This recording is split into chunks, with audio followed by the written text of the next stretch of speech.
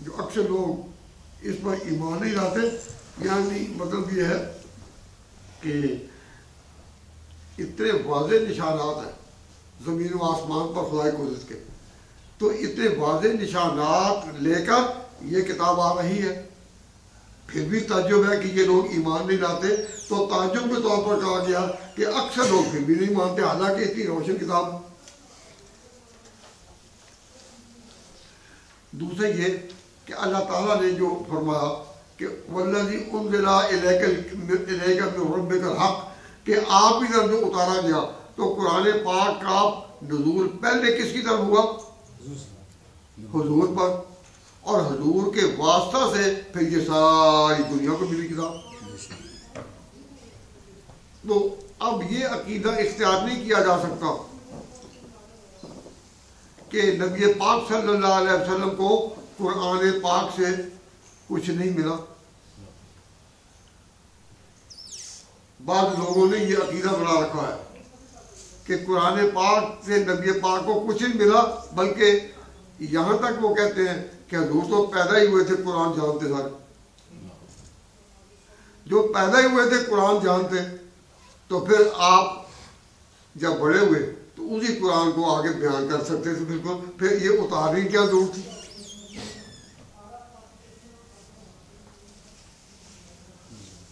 ذرا غور کریں نا کہ اگر نبی پاک کے لیے یہ قرآن کریم کا کوئی افادہ نہیں تھا، تو کیا اللہ تعالیٰ یہ نہیں کہہ سکتے تھے کہ جب آپ پیدا ہی ہوئے قرآن جانتے ہوئے تو آپ بڑے ہو کر اسی قرآن کے ذریعے لوگوں کو ہدایت کر بلاتے، اور پھر جبریل کے آنے کی ضرورت نہیں تھی، لوگوں کے پاس حضور کی آواز خود ایک قرآن ہوتی۔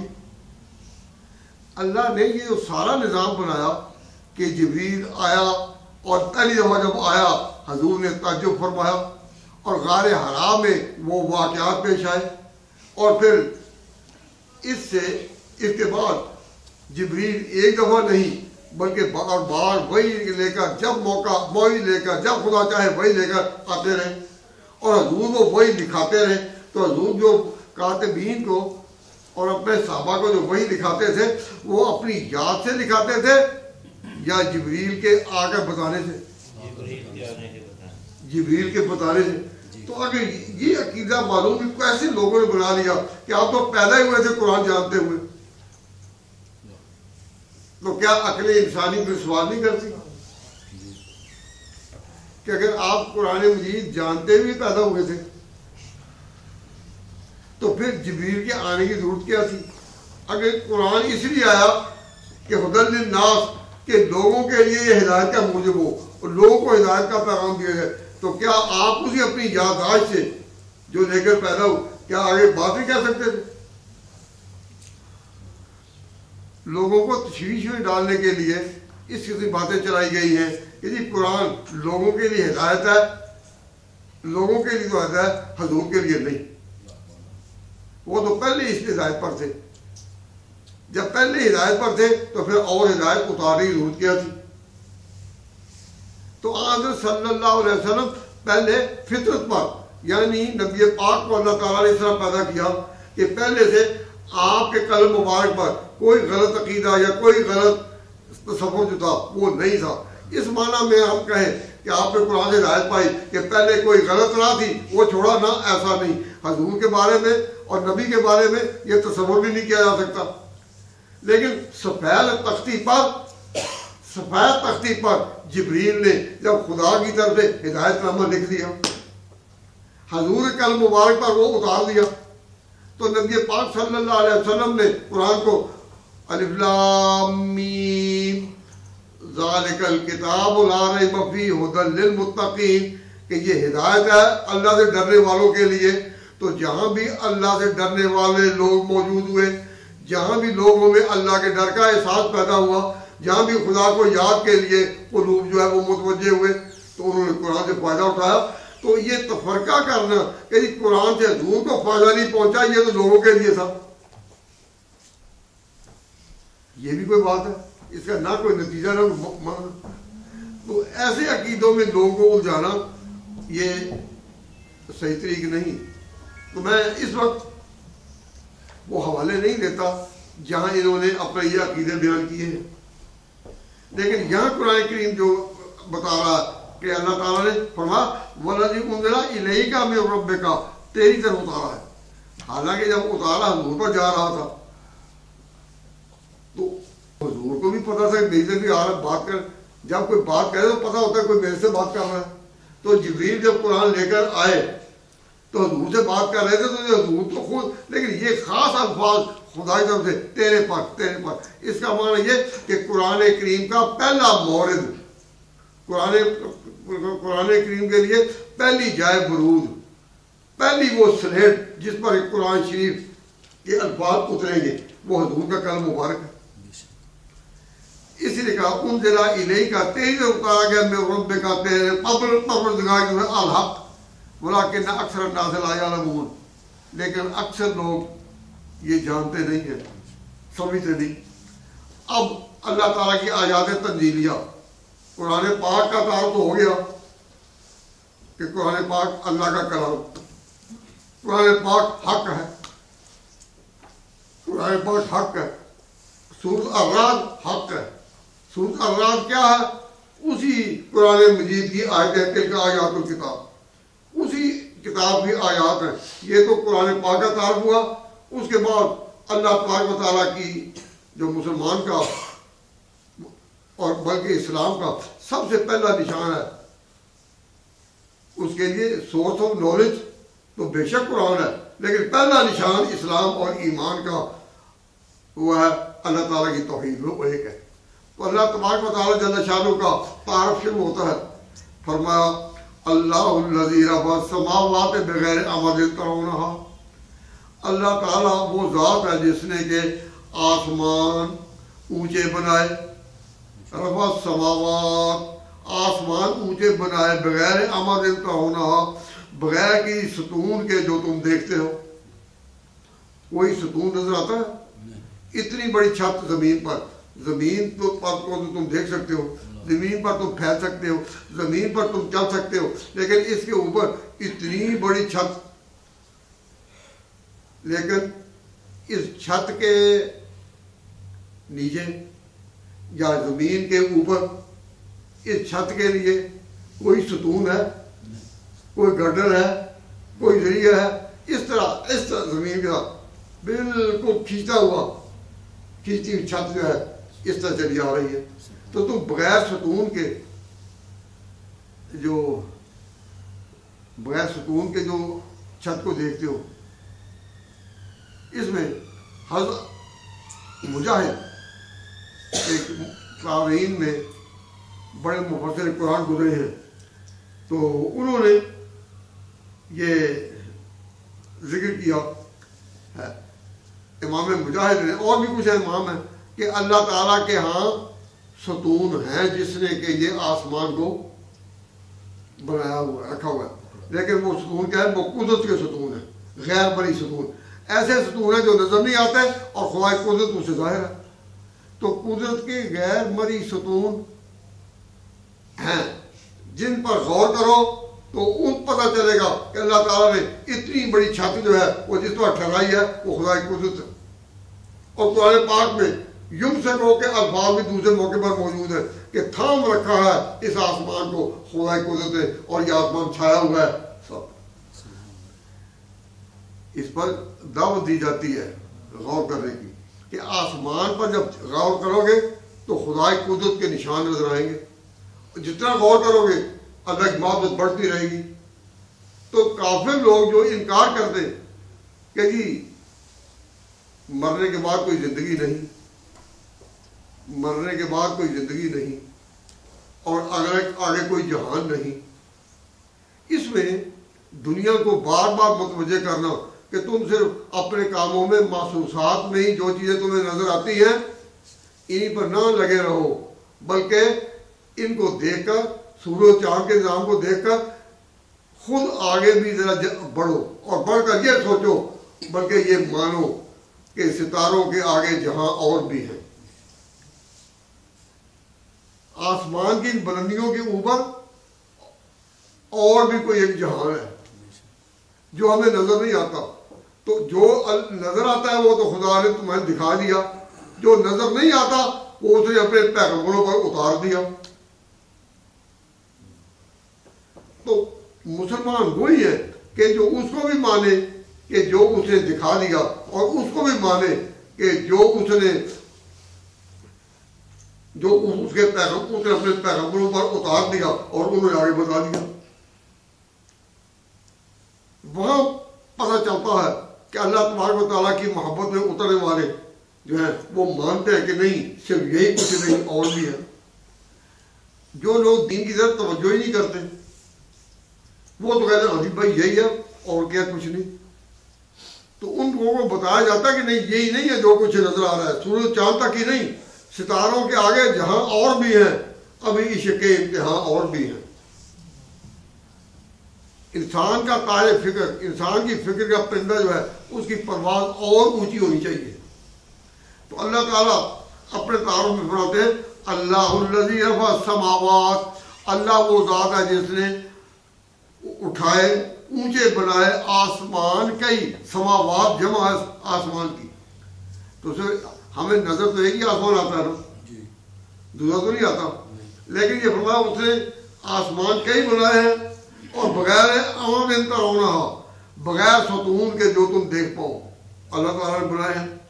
ثم استوى علی العرش، اور سارے اس انتظام کو زمین کے اوپر آسمانوں کو اللہ تبارک و تعالیٰ نے بنانے کے بعد پھر اللہ تعالیٰ ثم استوى علی العرش، عرش کیا ہے؟ جس طرح ہر سلطنت میں ہر ملک میں ایک کیپٹل ہوتا ہے، ہر ملک کا ایک صدر مقام ہوتا ہے، تو ہر سلطنت کا ایک پایا تخت کہ جہاں بادشاہ کا تخت بیچتا ہے۔ تو اللہ تبارک و تعالیٰ نے کائنات کو یہ ترتیب دی، اور ترتیب دینے کے ساتھ اللہ تبارک و تعالیٰ جل شانہ نے پھر اپنا جو تخت سلطنت ہے جس کو عرش کہتے ہیں، اللہ تبارک و تعالیٰ نے اس پر اللہ تعالیٰ ثم استوى علی العرش، اس پر اللہ تعالیٰ قائم ہوا۔ یعنی اللہ تعالیٰ تو عرش کے پیدا کرنے سے پہلے بھی تھا، لیکن جب اسے مخلوق پیدا کرنے کا ارادہ کیا، اسے مخلوق بنائی، زمین و آسمان بنائے، بلندیاں اور پستیاں بنائی، سب کچھ بنا لیا، اللہ تبارک و تعالیٰ نے پھر اپنا اس نظام کو چلانا ہے اسے، تو تخت سلطنت پر پھر بادشاہ جلوہ گر ہوا۔ تو اللہ تعالیٰ کا عرش کے اوپر ہونا وہ اس طرح نہیں جس طرح کہ ہم زمین پر بیٹھتے ہیں۔ ہمارا زمین کے ساتھ تعلق کس قسم کا ہے کہ جب ہم زمین پر یا کرسی پر یا تخت پر یا کسی چیز پر بیٹھیں تو ہمارا اس کے اوپر ایک وزن آتا ہے، تو ہمارا تعلق ہے اس کے ساتھ ڈیپینڈیبلٹی کا، کہ جس طرح انسان کا کہ وہ ڈیپینڈ کرتا ہے اس پر، تو ڈیپینڈیبلٹی جو ہے، ڈیپینڈیبلٹی کا تعلق ہوتا ہے اس چیز کے ساتھ جس پر ہم بیٹھتے ہیں۔ تو اللہ تبارک و تعالیٰ کا عرش پر ہونا انسان کی طرح نہیں، یہ قرآن کریم نے جہاں بھی کہا کہ اللہ تعالیٰ عرش پر ہے یہ تو مانو، لیکن یہ نہ کہو کہ یہ بھی ساتھ کہنا ضروری ہے کہ وہ عرش پر ہے، لیکن اس کا عرش پر ہونا ایسا نہیں جس کو ڈیپینڈیبلٹی کے پیغام میں ہم محسوس کرتے ہیں، وہ بے نیاز ہے، اسے بے پرواہ ہے۔ تو اللہ تعالیٰ عرش پر کس طرح ہے؟ اس کے لیے نفی لوازم چاہیے، اور نفی لوازم کیا ہے کہ انسان اپنے لیے بیٹھے میں جو لوازم محسوس کرتا ہے، خدا اس طرح نہیں، تو وہ کس طرح ہے جیسا بھی اس کی شان کے لائق ہے۔ اللہ تبارک و تعالیٰ کی ان شانوں کو اور صفات کو عرش پہنچ نہیں سکتا، نہ ہم پہنچ سکتے ہیں۔ تو اس لیے اس معنی میں پڑھنا بار بار کئی لوگ اس طرح اب کہ خدا ہے کہاں، بچہ اللہ تعالیٰ نے کہہ دیا اللہ تعالیٰ عرش پر ہے، لیکن عرش پر جو ہے وہ اس طرح نہیں جس طرح کہ انسان کسی چیز کے اوپر ہو، اس کا تعلق ہے ڈیپینڈیبلٹی کا، اللہ تعالیٰ اس طرح ہے کہ اس کا وہ تعلق نہیں۔ ہم انسانی صفات کی کہ جتنے بھی لوازم ہیں اس کی نفی کرتے ہیں، کیونکہ قرآن پاک کی ایک آیت ہے جو ان تمام آیات کے اوپر حکمرانی کرتی ہے، وہ کیا؟ لیسا کمثلہ شیء، اللہ تعالیٰ کی مثال کی کوئی چیز نہیں۔ جب مثال کوئی چیز نہیں تو جہاں کہیں آئے گا قرآن پاک میں اللہ کا ہاتھ، تو جیسا ہم سمجھتے ہیں جو ہمارے ہاتھ ہیں اس طرح نہیں۔ اللہ کی آنکھ ایسی جیسی ہماری آنکھیں نہیں. اللہ تعالیٰ کا عرش پر قائم ہونا اس طرح ہمارے طرح کا نہیں. ہم جب تعلق رکھتے ہیں وہ احساس سمجھ میں آتا ہے کہ ہمارا ڈیپینڈیبلٹی کا تعلق ہے. اللہ تبارک و تعالیٰ عرش پر ہے کہ عرش پر اس کا قیام جس طرح قرآن پر ہے اس پر ہمارا ایمان اتنا ہی کہیں اور آگے کہیں کہ جس طرح بھی اللہ تعالیٰ کی شان کے لائق ہے، لیکن ساتھ یہ مانے کہ انسانوں کی طرح نہیں، مخلوق کی طرح نہیں. مخلوق محتاج ہے اس چیز کی جس پر وہ بیٹھے. اسی پر کوئی بیٹھا ہوا اس کا وزن اسی پر سر ہے، اس کا تعلق اس کے ساتھ اسی طرح اتصال کا ہے. تو ہمیں ان چیزوں میں بحث کرنے کی عملاً ضرورت نہیں، اس لیے کہ یہ خدائی قدرت کے نشان ہے. پہچاننے والوں نے پہچان لیا. اس تفصیل میں جانا انسان کا کام نہیں اور نہ انسان جان سکتا. وَسَخَّرَ الشَّمْسَ وَالْقَمَرَ، اور اللہ تعالیٰ نے سورج کو اور چاند کو لگا دیا کام پر. سورج اور چاند کو اللہ تعالیٰ نے بنایا اور پھر کام پر لگا دیا. کیا؟ گردش کرو. سورج کی گردش جو ہے وہ سال میں پوری ہوتی ہے، اسی سے آگے موسم پیدا ہوتے ہیں. چاند کی گردش ہے وہ مہینے میں مکمل ہوتی ہے، اس کے اور احکام ہیں. سورج کو اس طرح بنایا کہ وہ سورج کو بنانے کے ساتھ ساتھ یہ جو زمین بنائی تھی یہ ہے پستی. اس کا ذکر آگے آئے گا. زمین پست تھی لیکن اس کا تعلق سورج کے ساتھ اس طرح جوڑا کہ سورج کی شعائیں جو ہیں وہ یہاں تک تیزی کے ساتھ آتی ہیں. سورج کی شعاؤں کے ساتھ یہاں روشنی اور دن اور رات وغیرہ پیدا ہوتے ہیں. تو اوپر والی جو مخلوق تھی سورج اور چاند کی، اس کو بیگانہ نہیں رکھا گیا زمین سے. تو فرمایا اللہ تعالیٰ نے کل یجری لاجل مسمى، یہ سورج اور چاند کو اللہ تعالیٰ نے ایک اپنے کام پر لگا دیا. تو اللہ تعالیٰ نے ان کو اپنے کام پر لگا دیا.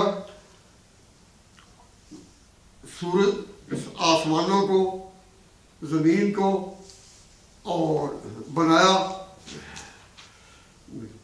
اللہ نے آسمانوں کو بنایا بغیر ستون کے اور عرش پر اللہ تعالیٰ قائم ہوا. سورج چاند بنائے تو اللہ تعالیٰ ان کے بعد فرماتے ہیں وَيُدَبِّرُ الْأَمْرَ، اور اللہ تعالیٰ تدبیر کرتا ہے کام کی کہ کس طرح کائنات میں چلنا ہے اور کس طرح سے کائنات کو چلانا ہے. یفصل الآیات، ظاہر کرتا ہے نشانیوں کو. لعلکم بلقاء ربکم توقنون، ہو سکتا ہے کہ تم اس یقین پر آ جاؤ کہ تمہیں اپنے رب کو بھی ملنا ہے. بات یہی کرنی تھی کہ اے لوگوں، اس دنیا میں رہنے والوں، زمین پر بسنے والوں، زمین پر چلنے پھرنے والوں، کھانے پینے والوں، اس بات کو یاد رکھو کہ تم نے خدا کو ملنا ہے. لعلکم بلقاء ربکم توقنون، اپنے رب سے ملنے کا تمہیں یقین دلانا ہے. اس کے لیے توجہ دلائی جا رہی ہے. آسمان کو دیکھو، زمین کو دیکھو، سورج کو دیکھو، چاند کو دیکھو، سورج کی رفتار کو دیکھو، چاند کی رفتار کو دیکھو، ان کے تعلقات کو دیکھو، زمین پر اثرات کو دیکھو. اس طرح اسے اتنی اونچی چھت بنائی اور بغیر کسی ستون کے اس کو قائم رکھا ہوا. ساری باتوں کا مقصد کیا؟ آسمان کی بلندی کو کی طرف متوجہ کرنے کا مطلب کیا؟ اتنی بات، ہو سکتا ہے کہ تم جان سکو کہ تم نے اپنے رب کو ملنا ہے. بلقاء ربکم توقنون، یقین کرو. تو جس کا یہ یقین ہو جائے کہ خدا کو ملنا ہے وہ تو دین یا مذہب کے دائرے میں آ گیا. اور جس کا یہی یقین شک میں ہو کہ پتہ نہیں ہے کیا، پتہ نہیں ہوگا کیا، کیسا ہے، وہ اسی تسلسل میں رہے اور ذہن یہی کہے کہ اس کا فائدہ کیا، تو سمجھو کہ وہ ایمان کے دائرے میں آیا نہیں. تو اللہ تعالیٰ اس میں فرماتے ہیں کہ ہم نے یہ جو نقشہ کھینچا کائنات کے ان چیزوں کا، وہ صرف اس لیے لعلکم بلقاء ربکم توقنون، ہو سکتا ہے کہ ان نشانیوں کو دیکھ کر تم اپنے پروردگار کے ملنے کا یقین کر لو. تو یقین کو بڑھانے کے لیے اگر تم اوپر نہیں پہنچ سکتے پوری طرح، اوپر کی چیز کا ادراک نہیں کر سکتے. سورج اور چاند کی جو رفتار ہے وہ تمہارے قابو میں نہیں، تو وہ دیکھ نہیں پاتے. اللہ تعالیٰ عرش پر ہے اور کس طرح ہے تمہیں پتہ نہیں. تو چلو ادھر کی باتیں چھوڑو، زمین پر تو غور کر سکتے ہو. اب زمین پر اللہ تعالیٰ نے کہا کہ چلو ان کو زمین کا تعارف کرا دیں. وَهُوَ الَّذِي مَدَّ الْأَرْضَ، اللہ وہ ذات ہے جس نے پھیلائی زمین. یہ اب زمین کی بات آ گئی. پہلے وہ ذکر آ گئی اوپر والی، اب زمین کی طرف. اس کو تو تم دیکھ سکتے ہو اچھی طرح. وَهُوَ الَّذِي، اور اللہ وہ ذات ہے مَدَّ الْأَرْضَ جسے زمین پھیلائی. زمین بنائی کی بجائے فرمایا زمین پھیلائی. اس کا معنی کیا؟ پھیلانا اسے کہتے ہیں کہ ابتدا میں تو بالکل ایک نقطہ ہو، ایک نقطہ مثال دے رہا ہوں، ایک نقطہ اس کو ادھر سے بھی بڑھایا جائے، ادھر سے ہی بڑھایا جائے اور اوپر سے بڑھایا جائے اور نیچے سے ہی بڑھایا جائے، ہر طرف سے بڑھایا جائے. تو پھر بڑھاتے بڑھاتے بڑھاتے جب ہر طرف اس کو لے جایا جائے گا تو کہا جا سکتا ہے کہ زمین جو ہے اللہ تعالیٰ نے پہلے اس کا جو نشان اول تھا اللہ تعالیٰ نے اس کو وجود بخشا اور پھر اسی کو ادھر سے تو زمین پھیلائی گئی. تو زمین بنائی کا معنی ہو سکتا ہے کہ شروع سے ہی اس طرح بنا دیا. اللہ تعالیٰ نے جو زمین بنائی اس سے پہلے اللہ تبارک و تعالیٰ نے پانی بنایا ہوا تھا. ہر جگہ پانی تھا، ہر جگہ پانی تھا. اس پانی سے ایک خشکی کا تھوڑا سا ٹکڑا جو ہے وہ اللہ تبارک و تعالیٰ جل شانہ نے ابھارا نشان، اور اس کو پھیلاتے ایک زمین بنی. جو زمین والا ہے اس کو خشکی کا حصہ کہتے ہیں اور پانی والا جو ہے اس کو سمندر کہتے ہیں. اسی ایک ہی زمین میں سمندر بھی ہے، پانی بھی ہے. تو زمین پھیلتی کہاں تک گئی؟ جہاں تک اللہ تعالیٰ نے چاہا. لیکن جو پانی والے ہیں علاقے سمندر پھر موجود ہے، جہازوں کے ذریعے یا ہوائی جہازوں کے ذریعے ان کو پھر عبور کرنا پڑتا ہے، لیکن ہے پانی بھی. تو فرمایا یہ عجیب قدرت کے نشان ہے. هو الذی مد الارض، وہی ہے جس نے پھیلائی زمین، وجعل فیہا رواسیا، اور پھر اس زمین میں اللہ تبارک و تعالیٰ نے کچھ ایسے بوجھ بنائے، بوجھ جن کو کہتے ہیں پہاڑ زمین کے اوپر اس طرح آئے کہ زمین اپنی جگہ ٹک گئی. اور صرف جو سمندر تو اپنی جگہ پانی تھے اور یہ جگہ تھی وہ صرف پہاڑ ہی نہیں بنائے، بوجھ اس میں ڈالے. پہاڑ کے ساتھ اس میں ندیاں بھی چلائیں جن کو دریا کہتے ہیں. سمندروں کی دنیا اور ہے لیکن اسی نو سے یعنی پانی سے ہی اس زمین میں دریا، ندی، نالے جو ہیں. تو اللہ تعالیٰ فرماتے ہیں وَجَعَلَ فِيهَا رَوَاسِيَ، اللہ تعالیٰ نے زمین پر کچھ بوجھ بنا اتارے یعنی پہاڑ، وَأَنْهَارًا، اور نالے، ندیاں. یہ تو ہوا زمین کے میں دریاؤں کے نشانات. اور پھر باقی جو زمین ہے اس کے بعد وَمِن كُلِّ الثَّمَرَاتِ، اور ہر طرح کے میوے پھل جو ہیں اسی زمین نے اگا لے. اب انسان پھل کھاتا ہے کہ 1 2 3 4 نہیں، پھلوں کی کئی قسمیں ہیں، پھلوں کی کئی قسمیں، اور ہر پھل کا پھر اپنا ذائقہ، اور نکالتا خدا اسی زمین سے ہے. مٹی ایک ہی ہے جس سے پھل نکلتے ہیں یا مٹیاں مختلف ہیں؟ مٹی ایک ہی ہے جس سے پھل نکلتے ہیں، اور ان پھلوں کو پکانے کے لیے کہ پک جائے، رائپ ہو جائے، وہ ایک ہی صورت ہے جس کی شعائیں پڑ رہی، گرمی یا سردی جو بھی اس سے ہے برابر اس کی شعائیں، ایک ہی سورج کی رفتار ہے، اسی کی شعائیں ہیں، ایک ہی زمین ہے جو مٹی ہے، لیکن اسی سے یہ رنگ، یہ ذائقہ، اور پھولوں کو دیکھو یہ رنگ اور. تو یہ نشان یہ ہے کہ کجا زمین کجا سورج خدا یہاں کا پانی کہاں وہاں کے اس کی شعائیں اور کہاں چاند کی چاندنی اور اس کا اثرات ان پر ڈالنا. تو اللہ تعالیٰ فرماتے ہیں وَمِن كُلِّ الثَّمَرَاتِ اور ہر طرح کے پھل، وہ ہر طرح کے پھل اللہ تبارک و تعالیٰ جل شانہ نے پھل جو ہے وہ بھی کس طرح بنائے اتارے. پھل بھی سائز کے لحاظ سے تربوز جو ہے وہ اتنے اتنے آگے اور انگور جو ہے وہ اتنے اتنے.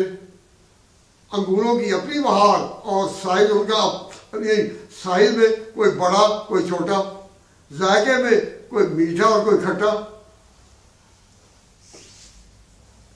رنگت کے لحاظ سے کوئی نیلا کوئی سرخ. انسان شمار نہیں کر سکتا کہ زمین بھی وہی، آسمان بھی وہی، سورج بھی وہی، شعائیں بھی وہی، لیکن یہ کیا کہ ایسے ہی ایک ہی زمین سے کتنے مختلف نقشے ہیں. تو فرمایا اللہ تعالیٰ نے وَمِن كُلِّ الثَّمَرَاتِ جَعَلَ فِيهَا زَوْجَيْنِ اثْنَيْنِ، ہر چیز کے جوڑے جوڑے. جوڑے کا معنی کھٹا میٹھا یہ بھی جوڑا ہے، چھوٹا اور بڑا یہ بھی جوڑا جوڑا ہے.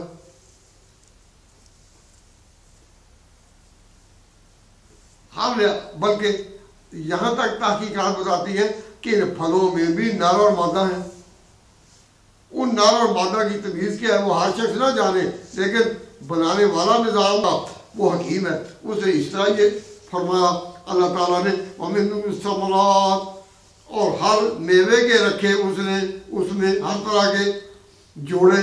اور وہ جوڑے کس طرح؟ پھر یغشی اللیل النہار، اللہ تبارک و تعالیٰ چڑھا دیتا ہے رات کو دن پر. دن ہے جس کو کہتے ہیں کہ روشنی ہے، ایک دوسرے کو تم دیکھتے ہو چلتے پھرتے ہو، دن ہے ماشاء اللہ روشن ہے. تو اس دن پر اللہ تعالیٰ کس کو چڑھاتا ہے؟ رات کو. تو جب اللہ تعالیٰ اس دن پر رات کو چڑھاتا ہے، دن غائب روشنی غائب. پھر رات جو ہے وہ اس طرح زمین پر آج چھا جاتی ہے جس طرح کوئی سویا ہوا ہو اس کے اوپر لحاف ہے. زمین کے اوپر لحاف ہے کس کا؟ رات کا، سونے کا وقت ہے. یغشی اللیل النہار، چڑھاتا ہے اللہ تبارک و تعالیٰ رات کو دن پر. جب رات کو دن پر چڑھا دے اب دن غائب. ان فی ذلک لآیات، ان تمام چیزوں میں نشان ہیں، آیات ہیں، نشانیاں ہیں. لقوم یتفکرون، غور کرنے والوں کے لیے. تو زمین پر یہ جو نقشے کوئی پہاڑ بنائے اور پھر اسے دریا چلائے، پھر طرح طرح کے پھل اگائے، پھر ان پھلوں کے جوڑے بنائے. صرف اتنی بات ہی نہیں، ارشاد فرماتے ہیں اللہ تعالیٰ وَفِي الْأَرْضِ قِطَعٌ مُتَجَاوِرَاتٌ، اور زمین میں پھر مختلف پلاٹس ہیں کھیتوں کی شکل میں، کہ یہ پلاٹ کھیت. قِطَعٌ مُتَجَاوِرَاتٌ، ٹکڑے ہیں زمین پر بنے ہوئے، پلاٹ بنے ہوئے. متجاورات ساتھ متصل. وجنات، اور پھر اسی زمین پر باغات ہیں. من انعام، انگوروں کے. وزرع، اور کھیتیاں ہیں. ونخیل، اور کھجوریں.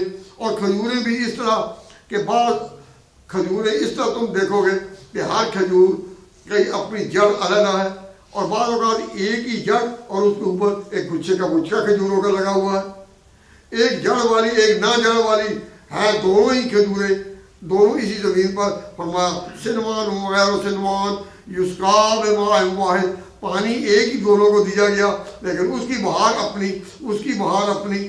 ونفضل بعضها علی بعض فی الاکل، اور ہم پھر بڑھا دیتے ہیں ذائقوں میں ان تمام پھلوں کو. ان فی ذلک لآیات لقوم یعقلون، ان میں بھی نشان ہے ان کے لیے جو کچھ تو غور کریں کہ ایسا کرنے والا خدا ہے. ایسا کوئی کیا اپنی طرف سے کر سکتا ہے؟ کیا یہ ساری پیداوار اپنی طرف سے اس طرح اگ سکتی ہے؟ وَإِن تَعْجَبْ، اور اے مخاطب اگر تو اس عجیب بات چاہے، فَعْجَبٌ قَوْلُهُمْ، کہ یہ باتیں ساری تو تم نے دیکھ لی لیکن ایک عجیب بات تمہیں بتائی جائے جو عجیب کہیں نہیں دیکھی ہوگی، وہ ان سے بھی عجیب ہے. وَإِن تَعْجَبْ، اور اگر تو عجب بات چاہے، فَعْجَبٌ قَوْلُهُمْ، تو اس سے زیادہ عجیب بات اور کسی کی نہیں کہ جو لوگ کہتے ہیں اذا کنا ترابا، اگر ہم کہ جب ہم ہو جائیں گے مٹی، وَإِنَّا لَفِي خَلْقٍ جَدِيدٍ، کیا ہم پھر نئے سرے سے؟ جو قبر میں گیا مٹی مٹی ہو گیا، جو قبر میں گیا، جو مر گیا، جو جل گیا، ریزہ ریزہ ہو گیا. اِنَّا لَفِي خَلْقٍ جَدِيدٍ، کیا ہم پھر نئے سرے سے بنائے جائیں گے؟ یہ قول ہے سب سے عجیب. بنانا، طرح طرح کے پھل، طرح طرح کے ذائقے، زمین کے پاس مختلف قسم کے نشان، یہ ساری چیزیں عجیب نہیں، عجیب ان لوگوں کی بات ہے جو کہتے ہیں کہ جی ہم جب ماری گئے تو پھر کیسے اٹھیں گے؟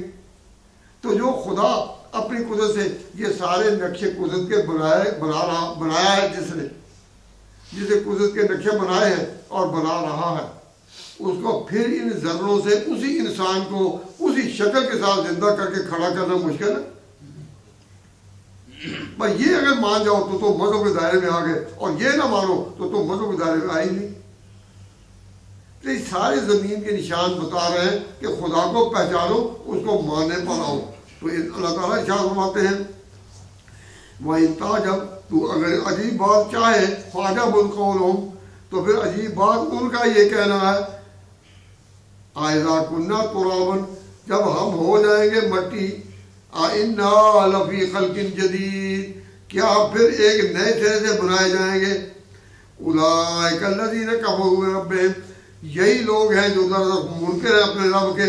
وَأُولَئِكَ الْأَغْلَالُ فِي أَعْنَاقِهِمْ، پھر یہ وہی ہے کہ جب اللہ تعالیٰ پھر ان کو زندہ کرے اور کھڑا کرے گا تو اولئک الْأَغْلَالُ فِي أَعْنَاقِهِمْ، وہی ہے کہ طوق ہوں گے ان کی گردنوں میں. وَأُولَئِكَ أَصْحَابُ النَّارِ، اور یہی ہیں جہنم والے. ہم فیہا خالدون، اور انہوں نے اس میں پھر ہمیشہ رہنا. تو یہ نقشے بنا کر پھر خواہشہ توجہ دلانا، پھر بار بار خواہشہ توجہ دلانا، اور جو پھر بھی کہیں کہ کیسے، ان کو منکر قرار دینا. تو اللہ تعالیٰ فرماتے ہیں وَيَسْتَعْجِلُونَكَ بِالسَّيِّئَةِ، کہ پھر اے مخاطب، یہ لوگ جو جلد باز ہیں، پھر یہ آگے یہ بھی کہتے ہیں، یہ جلد باز لوگ یہ بھی کہتے ہیں. فرمایا اللہ تعالیٰ نے وَيَسْتَعْجِلُونَكَ بِالسَّيِّئَةِ قَبْلَ الْحَسَنَةِ، کہ وہ کہتے ہیں کہ اے پیغمبر یا اے خدا کے نام پہ آواز دینے والے، تم جو کہتے ہو کہ اگر تم نہیں مانو تو خدا تو لے آ جہنم کے کہاں ہے، ابھی تو تم مرے ہی نہیں تو وہ جہنم پہلے کے سے لے آئے. وَيَسْتَعْجِلُونَكَ، جلدی مانگتے ہیں تم سے برائی کو، قبل الحسنہ، اور ابھی تم نے نیکی تو کی نہیں. نیکی کیا تھی کہ خدا کو مان لو، خدا کی قدرت کو مان لو، قدرت کے نشانات کو مان لو، اللہ تعالیٰ کی حکمتوں کو مان لو. ان کے آپس میں جو باریک مختلف مخلوقات میں جو بالکل باریک اور لطیف قسم کے رابطے ہیں، ذرا ان کو سمجھ لو. تو یہ تو تھی نیکی. لیکن یہ کیا کرتے ہیں، وَيَسْتَعْجِلُونَكَ بِالسَّيِّئَةِ، مانگتے ہیں تو اسے جلد عذاب کو، برائی کو، قبل الحسنہ، اور پہلے بھلائی انہوں نے کی نہیں. وَقَدْ خَلَتْ مِن قَبْلِهِمُ الْمَثُلَاتُ، اور ان سے پہلے بھی بہت سے عذاب اور ہو چکے، پہلے اس سے پہلے بھی بہت سے عذاب گزر چکے، بہت سی قومیں گزر چکی، بہت سی نشان بھی آ چکے. اللہ تعالیٰ کی قدرت نے جب اپنا اظہار کیا، قوموں کی قومیں دب گئی، قوموں کی قومیں پھر دب گئی، عذاب کے اندر لپٹ گئی، طوفانوں کے اندر بہہ گئی، پہاڑوں کے اندر دب گئی.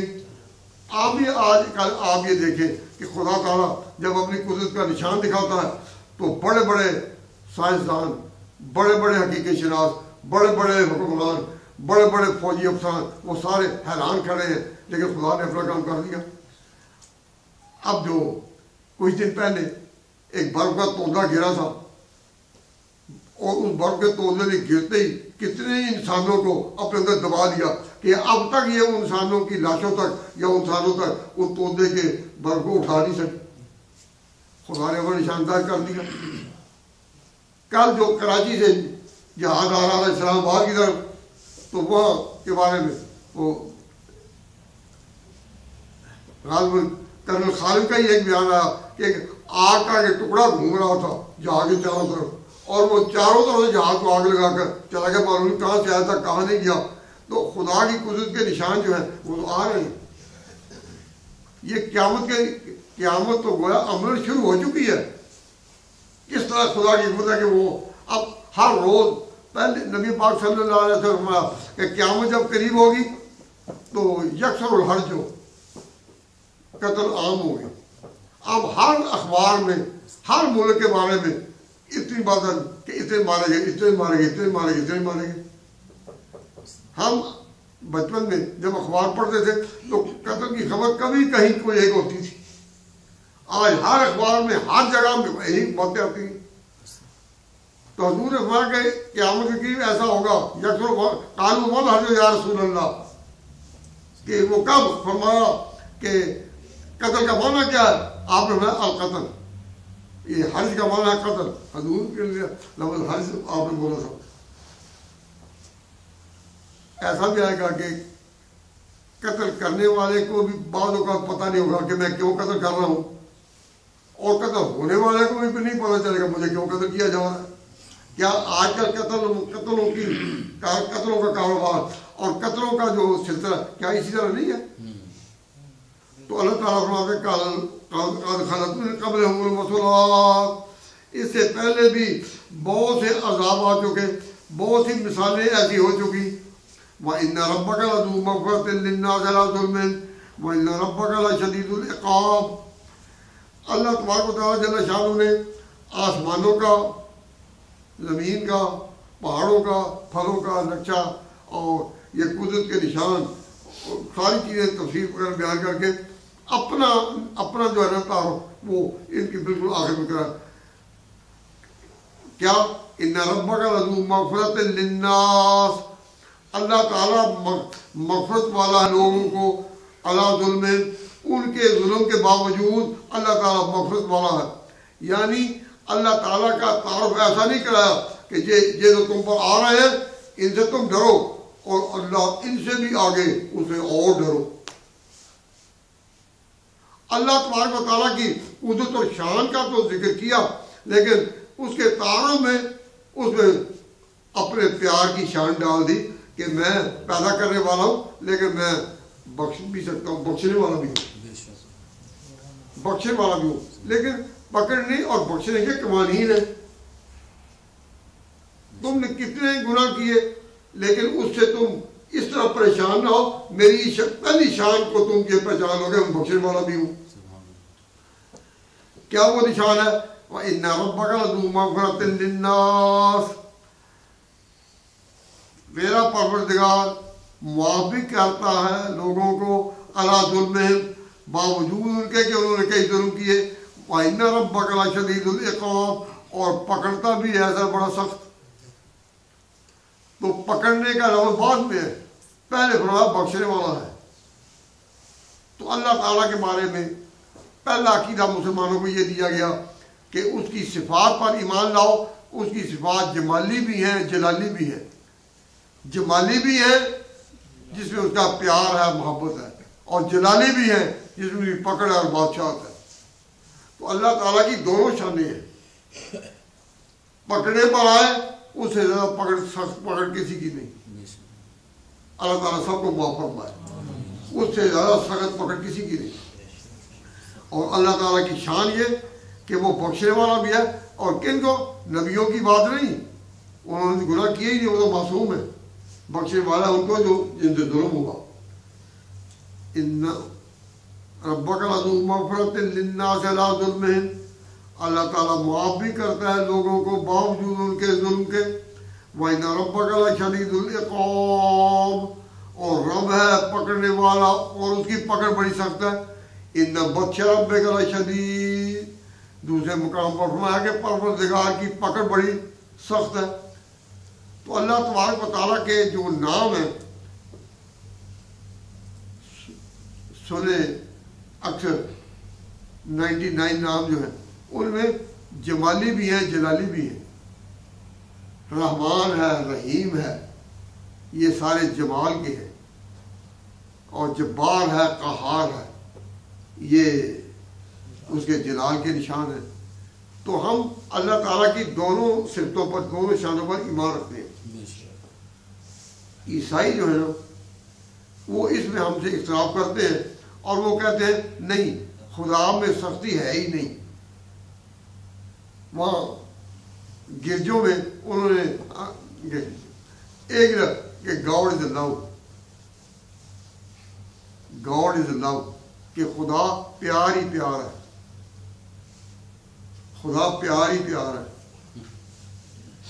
اور اس کے پیچھے فلسفہ ہے ان کا پورا کہ ان کے نزدیک ان کا مذہب جو ہے وہ شریعت نہیں، شریعت چلی آ رہی تھی موسیٰ کی، شریعت موسیٰ کی چلی آ رہی تھی.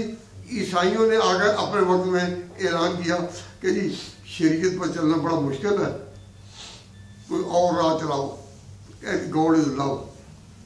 آگے پورا اپنا فلسفہ فکر انہوں نے اپنا بیان کر لیا.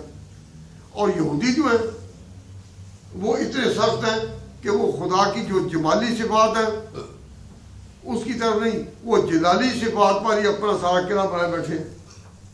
اسلام جو ہے اس نے کہا کہ دونوں کو مان کے چلو. نماز تو پڑھتے ہو تو پہلے نماز میں اللہ تعالیٰ کی جو پیار والی بات پہلے الحمدللہ رب العالمین الرحمن الرحیم، پہلے الرحمن الرحیم. اور جو روب ڈالنا تھا مالک یوم الدین و بعد میں ایک بات کہی مالک یوم الدین اور دونوں الرحمن الرحیم مالک یوم الدین. قرآن کریم میں دونوں کو ملا کر، لیکن معلوم ہوتا ہے کہ زیادہ بیان جو ہے وہ زیادہ ظہور جو ہے وہ جمالی صفات کا ہے. جبار قہار ان سب ناموں کو گنو وہ آپ کو یہ کم نظر آئیں گے. تو اللہ تعالیٰ فرماتے ہیں کہ ربک لذو مغفرۃ للناس لا ظلم، پہلا تعارف یہ، اور دوسرا ان ربک لشدید العقاب، یہ دوسری شان. وَيَقُولُ الَّذِينَ كَفَرُوا، اور کافر لوگ کہتے ہیں، حضور کو بتایا گیا کہ کافر لوگ کہتے ہیں لولا انزل علیہ آیۃ من ربہ، کہ پیغمبر پر کوئی نشانی کیوں نہیں اترتی. بھئی اور نشانیاں کیا ہوتے ہیں؟ کیا یہ زمین و آسمان نشان نہیں ہے؟ اور نشانیاں تم کیا کہتے ہیں؟ ایسی نہیں. وہ کہتے نہیں جو نشانی ہم کہیں، جو نشانی ہم کہیں ویسی پیغمبر دکھائے. مثلا زمین پر نہ چلے، ہوا پر چلتا چلتا جائے، اب مانو. تو یہ نشان جو ہے وہ اللہ تبارک و تعالیٰ جل شانہ ایسے نشان پیغمبروں پر معجزات کا ظہور ہوا ہے، لیکن وہ کہ جس پر غور کر کے تم خدا تعالیٰ کو پہچان سکو اور اس کو کچھ جان سکو. لیکن اگر اس طرح کا نشان تھا تو اللہ تعالیٰ نے پھر ایک بات اور بتا دی کہ اس طرح کے نشان مانگتے ہو کہ کوئی کہ وہ مثال کے طور پر کہ وہ زمین پر پیغمبر نہیں، وہ ہوا میں چلے اور کہ میں خدا کا بھیجا ہوا ہوں. تو فرماتے ہیں کہ اگر اس طرح کے ہم نشان دکھائیں، اس طرح کے ہم نشان دکھائیں تو یہ بھی تمہارے لیے برا ہوگا. کیوں؟ ایسے نشانوں کے بعد پھر مہلت نہیں ملے گی. مہلت اس کے باوجود تمہیں مہلت ملے کہ تم اب پیغمبروں کے ساتھ نہ لگو اور اگلے دن لگ جاؤ. تو جب ایسے نشان ہو جائیں جو تم منہ بولے اس طرح کے تو پھر مہلت نہیں ملتی. تو اللہ تعالیٰ نے جو ایسے نشان نہیں دیے، نشان جب چاہے دے دیتا ہے، لیکن جب نہیں دیے تو اس لیے دیے کہ ان کو اور موقع مل جائے اور مہلت مل جائے. اور وہ ہر پیغمبر پر دکھاتا ہے نشان جس طرح اس سے ظاہر ہو. نبی پاک صلی اللہ علیہ وسلم کے ہاتھوں میں کیا کلمہ نہیں پڑھا کنکریوں نے؟ ان کے ہاتھوں میں کنکریوں نے کلمہ نہیں پڑھا؟ کیا ان کی انگلیوں سے پانی کے چشمے جاری نہیں ہوئے؟ کیا صحابہ نے وہ پانی نہیں پیا؟ تو اللہ تعالیٰ نے یہ موسیٰ علیہ السلام کا ہاتھ جو ہے کیا اس میں چمک نہیں تھی؟ جب فرعون کے دربار میں پہنچے، بادشاہ فرعون کی سلطنت اور تھی، موسیٰ کی سلطنت اپنے طرف سے خدا کی نمائندگی تھی. جب ایک ملک کا سفیر ایک ملک کا سفیر جب دوسرے ملک میں آتا ہے تو جس ملک کا وہ سفیر ہوتا ہے اس نے اس کو کچھ کاغذات دیے ہوتے ہیں سفارت کے کہ جب تو اس ملک میں جائے تو ہماری طرف سے سفارت کاغذات یہ ہے. تو جب وہ دوسری گورنمنٹ دیکھتی ہے ان نشانات کو ان کاغذات کو تو کہتی ہے ہوا کہ وہ سفیر ہے, کوئی جانی کاروائی نہیں ہے. تو خدا کے جو سفیر آتے ہیں دنیا کے بادشاہوں کی طرف یا موسیٰ جب آتے ہیں فرعون کی طرف تو موسیٰ نے فرعون نے بھی کہا موسیٰ تم کہتے ہو میں خدا کا ہوں, نشان کیا ہے؟ تو موسیٰ علیہ السلام نے اپنی آستین سے اپنا ہاتھ باہر نکالا سارے دربار کے سامنے, فرمایا جب انہوں نے ہاتھ نکالا فَإِذَا هِيَ بَيْضَاءُ لِلنَّاظِرِينَ, ایسا چمک رہا تھا جس طرح سورج کی شعاعیں لٹک رہی ہوں. کیوں؟ جس نے بھیجا تھا اس نے اپنا نشان بتایا کہ یہ نشان ہے میرا کہ میں اس کا ہوں. اب نہ فرعون کے پاس کوئی بات ہے سوائے اس کے کہ جادوگر ہے, اس کے پاس کوئی جادو ہے, یہ کوئی بات ہے, یہ بات ہوگی. اور دو نشان خدا نے دیے تھے سفارت کے کہ تو میری طرف سے ہے فرعون کے پاس, یا جہاں بھی جائے یا ہاتھ دکھاؤ یا لاٹھی, لاٹھی تیری گرے سانپ بنے گی, اٹھا لے پھر لاٹھی ہے. اللہ تعالیٰ نے نشان تو دیے ایسے. تو فرمایا اللہ تعالیٰ نے کہ یقول الذین کفروا, کافر کہتے ہیں لولا انزل آیۃ من ربہ, کیوں نہ اتری اس پر کوئی نشانی اس کے رب سے, یعنی جیسی وہ کہتے ہیں انما انت منذر ولکل قوم ہاد, اے پیغمبر تو کہہ دے کہ میں تو ہوں صرف اس کی پکڑ سے ڈرانے والا, ولکل قوم ہاد, اور ہر قوم کے پاس آئیں گے راہ بتانے والے. اللہ یعلم ما تحمل کل انثی وما تغیض الارحام وما تزداد وکل شیء عنده بمقدار. آگے اللہ تبارک و تعالیٰ پھر فرماتے ہیں کہ اللہ کی قدرت کے نشان ہم نے زمین کے بھی تمہیں بتائے, آسمان کے بھی بتائے, زمینوں کے پھل بتائے, رنگتیں بتائیں, ان کے ربات بتائے. اب انسان خدا تعالیٰ نے اپنا تعارف بھی کرا دیا, جمال و جمال کی صفات والا ہے. اب پھر بھی اگر نہیں سمجھائی تو پھر اب انسان اپنے اندر سے تم حالات دیکھو کہ انسان ماں کے پیٹ میں یا جانور اپنے ماں کے پیٹ میں, بچہ ماں کے پیٹ میں کن حالات سے گزرتا ہے. اللہ یعلم, اللہ ہی جانتا ما تحمل کل انثی, کہ ہر مادہ اپنے پیٹ میں کیا لیے ہوئے ہے. اللہ کے سوا کوئی نہیں جانتا. بلی کے بچے پیدا ہو رہے تو پتہ کہ اتنے ہیں, 4 ہیں, 3 ہیں, 2 ہیں, پہلے پتہ نہیں کتنے نہیں. وما تغیض الارحام, اور جتنے سکڑ وما تغیض الارحام, کتنے سکڑتے ہیں یہ پیٹ, وما تزداد, اور کتنے یہ بڑھتے اور پھیلتے ہیں. وکل شیء عنده بمقدار, ہر چیز اس کے ایک مقدار میں ہے. عالم الغیب والشہادۃ الکبیر المتعال, جاننے والا پوشیدہ ہوتا ہے سب سے بڑا برتر. سواء منکم, برابر ہے تم میں سے, من اسر القول من جہر بہ, کہ جو بات آہستہ کہے جو اونچی کہے, من هو مستخف باللیل, جو چھپ رہا ہے رات میں, وسارب بالنہار, اور جو دکھائی دے رہا ہے دن میں. لہو موقبات من بین یدیہ, اس کے پہرے دار ہیں بندے آگے سے, ومن خلفہ, اور پیچھے سے. یحفظونہ من امر اللہ, اور نگرانی کرتا ہے اللہ کا. تو کس طرح اللہ تبارک و تعالیٰ کے ہاں یہ نظام چلتا ہے جس میں کہ آگے بچہ پیدا ہوتا ہے. تو ہر ایک یہ قدرت کے نشان کو مختلف پہلوؤں سے جس طرح صورت الرعد نے لپیٹا ہے اتنا اور کی صورت میں رکھا نہیں ضرورت تھا. یعنی اسی طرح کے آیتوں پر آیتیں پڑھتے چلے جاؤ, اللہ تبارک و تعالیٰ کی طرف توجہ کھینچی چلی جائے گی. تو اگر کسی نے اللہ تبارک و تعالیٰ سے تعلق پیدا کرنا ہو یا اس کی معرفت حاصل کرنی ہو تو سورۃ الرعد کو اس طرح پڑھیں. ترجمہ قرآن کریم وہ بھی دیکھ لیں, انگریزی اردو میں ترجمہ موجود ہے, لیکن خدا کی قدرت کی طرف متوجہ کرنے کے لیے یہ سورت اکسیر کا کام دیتی ہے. اب کوئی پہلو بھی ہے جو چھوڑا گیا یہاں, کوئی قصہ یہاں نہیں کوئی ذکر آتا ہے, لیکن پہلو کوئی بھی یہاں چھوڑا نہیں گیا.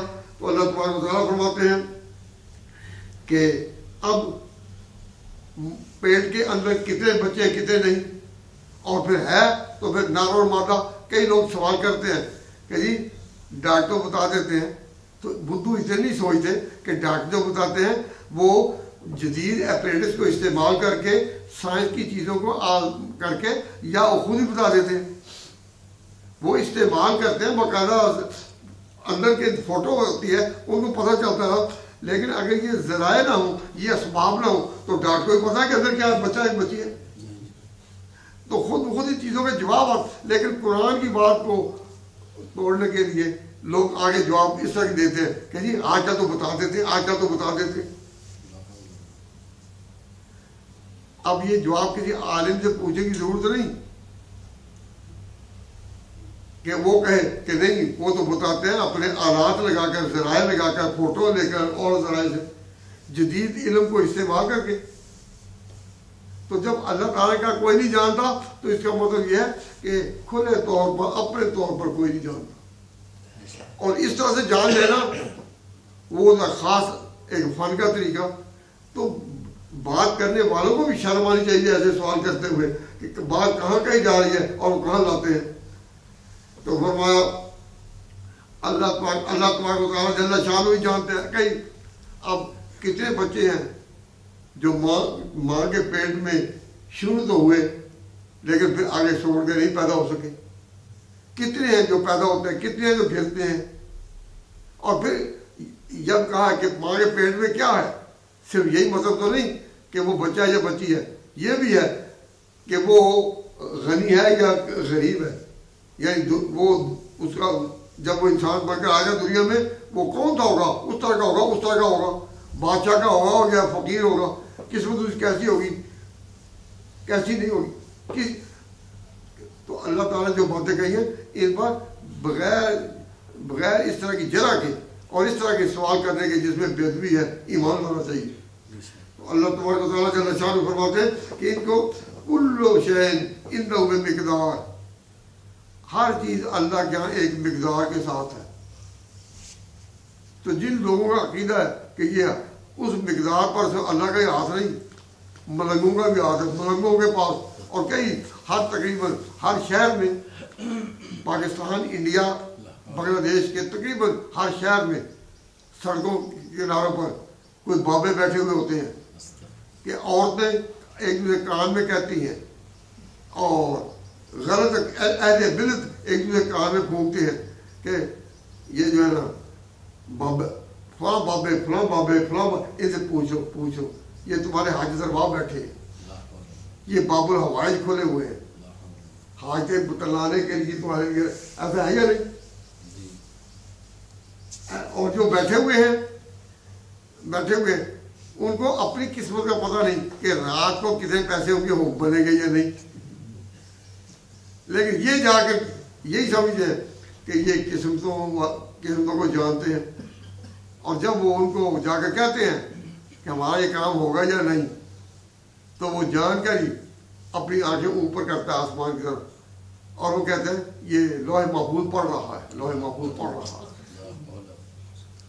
جب لوگوں نے مذہب کو اس طرح بدعت کا گڑھ بنا دیا ہو کہ اپنے خیالات اور اپنی دلچسپی کی باتیں مذہب میں داخل کر رکھی ہو، تو پھر نتیجہ اس کے مطابق ہی ہوتا ہے نا. بس انہی کلمات پر میں بات ختم کرتا ہوں اور اس وقت توجہ اس طرف دلاؤں گا کہ قرآن پاک کی سورۃ الرعد میں یہ تاثیر آپ دیکھیں گے کہ اللہ تعالیٰ کی پہچان سے ایک آپ کا ذوق ایسا بن جائے گا، اللہ تعالیٰ کو پہچاننے کی کوئی راہ نظر آ جائے ادھر سے. یہ ساری سورت اس طرح ہے. اس کا نام کیا ہے؟ رعد. رات کا معنی ہے گرج. تو بلندی ہے تو آسمان ہے، لیکن اوپر سے سب سے زیادہ باروق جو آواز آتی ہے وہ ہے گرج. تو گرج کی آواز ہے کہ جانے پر جانے والے وہ بھی اسے دب جاتے ہیں. تو اللہ تبارک و تعالیٰ جل شانہ نے بندوں کو متعارف کرنے کے لیے اور کائنات کو پہچاننے کے لیے ایک گرج کے ساتھ یہ ساری باتیں جو ہیں وہ کہی ہیں. اللہ تعالیٰ قبول فرمائے. وما علینا الا البلاغ.